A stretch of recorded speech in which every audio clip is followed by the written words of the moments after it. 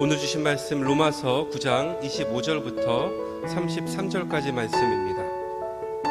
로마서 9장 25절부터 33절까지 말씀입니다. 한 절씩 교독하고 마지막은 합독하겠습니다. 호사에 그래도 이르기를 내가 내 백성 아닌 자를 내 백성이라 사랑하지 아니한 자를 사랑한 자라 부르리라.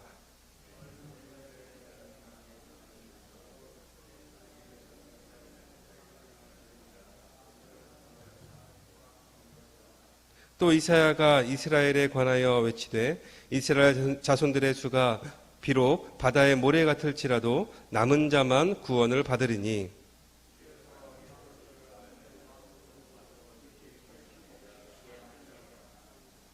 또한 이사야가 미리 말한 바 만일 만군의 주께서 우리에게 씨를 남겨두지 아니하셨더라면 우리가 소돔과 같이 되고 고모라와 같았으리로다 함과 같으니라.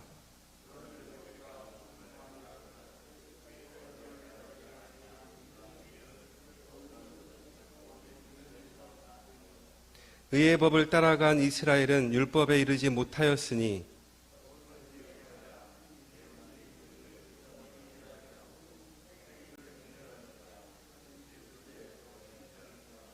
같이 읽겠습니다. 기록된 바 보라 내가 걸림돌과 거치는 바위를 시온에 두노니 그를 믿는 자는 부끄러움을 당하지 아니하리라 함과 같으니라. 아멘. 오늘은 은혜와 겸손이란 제목으로 오늘 말씀을 전하겠습니다. 혹시 성도님들 성골과 진골이라는 단어를 들어보셨습니까? 신라의 골품제의 용어입니다. 신분을 구분한 그 골품제 용어가 바로 이 성골과 진골인데 부모가 모두 왕족일 때 성골이라고 불렀고 부모 중에서 한쪽만 왕족이면은 진골이라고 불렀습니다. 이 신라 시대 때에는 이렇게 신분을 중요시하고 혈통을 중시했기 때문에 왕이 되는 것도 아무나 왕이 되는 것이 아니라 가능하면은 성골을 왕으로 세우려고 했습니다. 근데 여자인 성덕여왕 아시죠? 여자가 왕이 된 성덕여왕이 왕이 된 것도 그 이유가 뭐냐면은 남자 중에서 성골이 없었기 때문에 어쩔 수 없이 이 성덕여왕 여자를 왕으로 세웠던 것이 바로 그런 이유 때문이었습니다. 이렇게 신라 시대 때에는 혈통을 중요시했어요. 물론 모든 시대 때 다 이렇게 혈통을 중요시했죠. 근데 지금 시대에 와서도 비슷한 용어가 있습니다. 어떤 용어냐면은 금수저, 흑수저입니다. 많이 들어보셨죠? 금수저인 사람들은 또 그들끼리 그 혈통을 자신들도 혈통이 있다고 생각하면서 그들끼리 또 끼리끼리 모입니다. 예를 들면은 금수저인 재벌가 사람들은 결혼도 그들끼리 하죠. 재벌가 사람들끼리 격에 맞다고 생각하면서 자기들끼리 결혼을 합니다. 근데 가끔씩 금수저가 아닌 사람이 그곳에 재벌가에 들어갈 때가 있죠. 예를 들면은 연예인이 결혼을 해서 들어갈 때가 있습니다. 전에 탤런트 고현정이란 사람이 재벌가의 며느리로 들어갔던 적이 있습니다. 근데 재벌가 며느리로 들어가서 굉장히 많은 고생을 했어요. 들어가 보니까 다른 며느리들은 다 재벌가의 딸들이죠. 재벌가의 자녀들입니다. 그곳에 끼려고 하니까 그들이 잘 끼워주지 않는 거예요. 왜냐면은 자신들과 뭔가 맞지 않는다는 거예요. 그래서 그 다른 며느리들은 그 고현정을 좀 이렇게 좀 소외시키고 텃세를 부렸다고 합니다. 그 중에 한 가지의 예화가 있는데 어떤 이야기를 하면은 그 다른 며느리들은 자기들끼리 불어로 이야기한다는 거예요. 불어로 자기들끼리 막 이야기하고 또 뒤에서 또 뭐라고 또 이렇게 하면서 자기들끼리만 모이고 자기들끼리 대화를 한다는 거죠. 고현정은 자기 불어를 할 수 없는데 그것을 끼지 못하고 굉장히 소외가 되었었다라는 걸 들은 적이 있습니다. 결국에는 이런저런 문제로 결국에는 견디지 못하고 이혼하고 나오게 되었죠.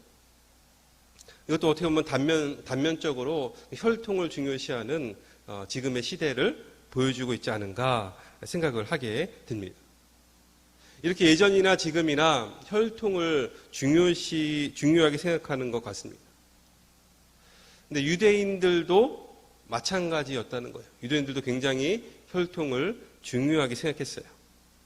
그래서 자신들은 하나님께서 선택한 백성이다라고 생각을 했죠. 그래서 하나님께서 자신들에게 주신 그 율법을 지킴으로 자신들에게만 구원이 있다라고 생각을 했습니다. 하지만 구원은 그들에게만 있는 것이 아니죠.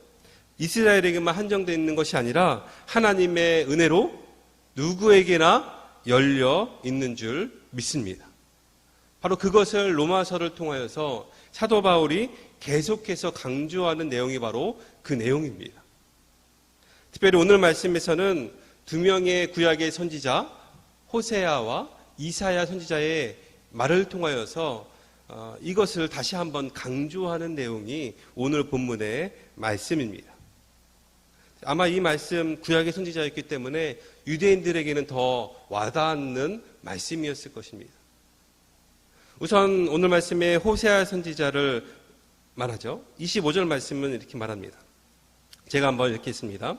호세아에 그래도 이르기를 내가 내 백성 아닌 자를 내 백성이라 사랑하지 아니한 자를 사랑한 자라 부르리라. 그러니까 이스라엘만이 하나님의 백성이 아니라 또 이스라엘만이 하나님께서 사랑하는 자가 아니라 그렇지 않은 이방인도 또한 하나님의 백성이라고 부르고 이방인 또한 하나님께서 사랑하는 자라 부르실 것이다 라고 호세아 선지자도 이미 이렇게 말하고 있었다는 겁니다. 또 인용을 하죠. 이사야 선지자의 또 말을 인용합니다. 또 제가 읽겠습니다. 27절 말씀입니다. 또 이사야가 이스라엘에 관하여 이르되 이스라엘 자손들의 수가 비록 바다의 모래 같을지라도 남은 자만 구원을 받으리니. 이스라엘 백성들은 그들 모두가 당연하게 구원을 받을 것이다 라고 생각을 했습니다. 하지만 모두가 다 구원받는 게 아니라는 거죠. 누구만 구원받는다고요? 남은 자, 소수만 구원받을 것이다 라고 이사야 선지자는 예언을 하고 있었다는 겁니다. 또한 29절 말씀도 이렇게 말하죠. 또한 이사야가 미리 말한 바 만일 만군의 주께서 우리에게 씨를 남겨두지 아니하셨더라면 우리가 소돔과 같이 되고 고모라와 같아 쓰이로다 함과 같으니라. 그러니까 원래 이스라엘은 하나님의 말씀을 지키지 않고 하나님과 떠났던 그들의 모습 때문에 원래는 구원은커녕 소돔과 고모라와 같이 완전히 없어질 민족이었다는 거예요.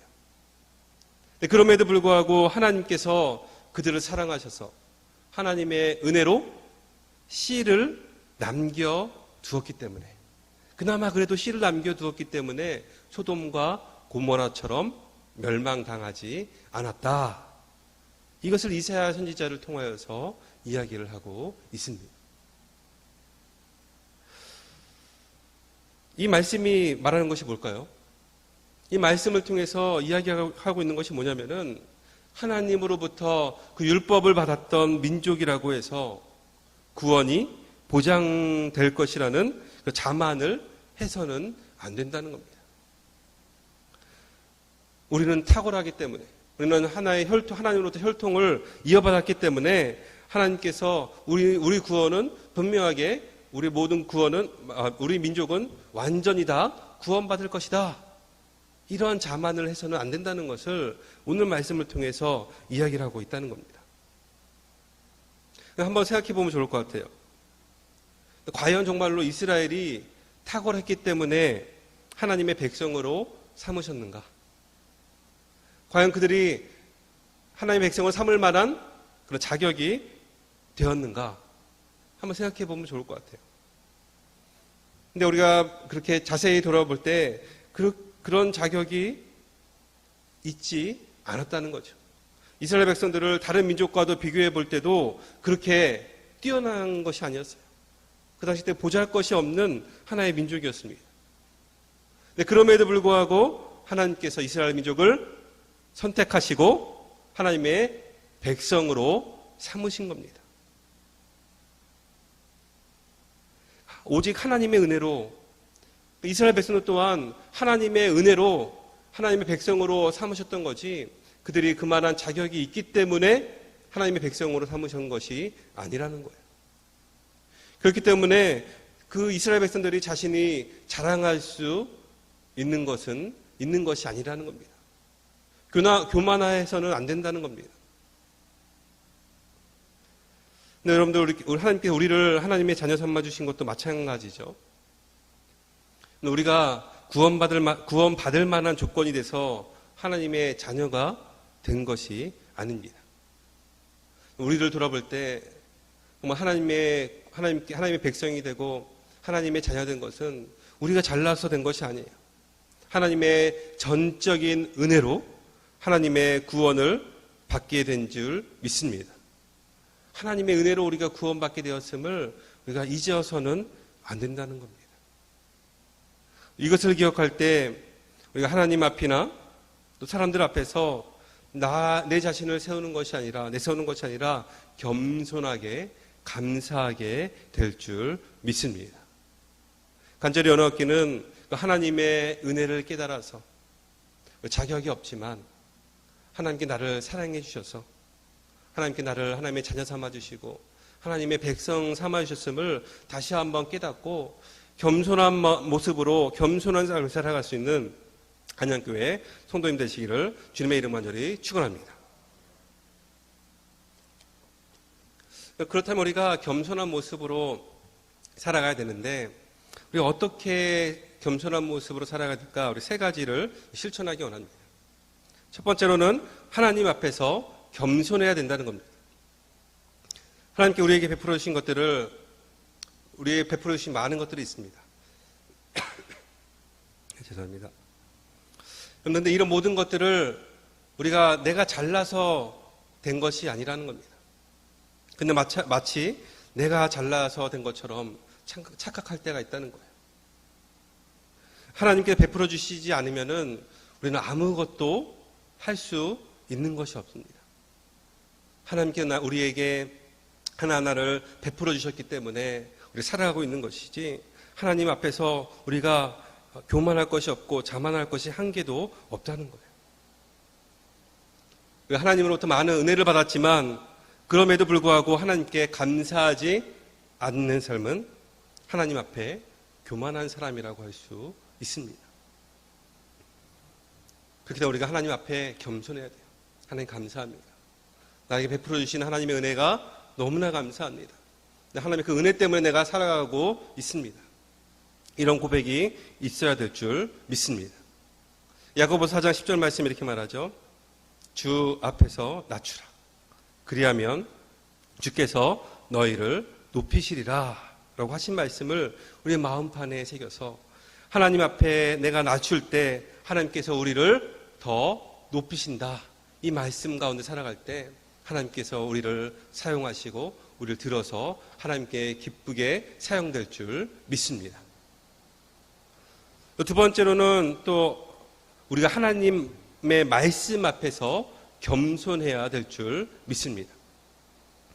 우리가 말씀을 들을 때 정말 우리가 두려운 마음으로 이 말씀을 듣는가, 하나님의 말씀을 사모하는 마음으로 우리가 듣는가, 우리 생각해 봐야 된다는 거예요. 하나님의 말씀을 들을 때 내가 너무나 잘 아는 말씀이라고 생각하면서 한 귀로 듣고 한 귀로 흘러버릴 때가 많이 있다는 겁니다. 그 말씀 또 들었던 건데 또 이야기하나? 아니면 또 그 이야기 다 아는 건데 하면서 우리가 흘러들 때가 있다는 거예요.